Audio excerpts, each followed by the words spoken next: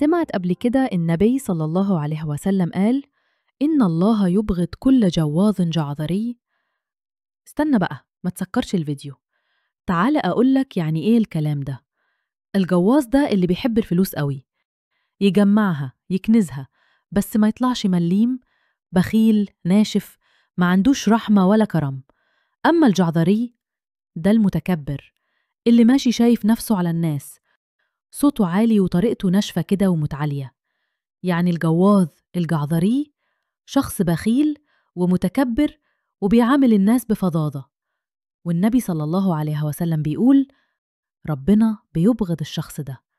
فكر شوية، تحب تكون كده ولا تكون إنسان لين كريم متواضع؟ ربنا بيحب العطاء، بيحب الطيبة. مش لازم تبقى غني، بس خليك إنسان.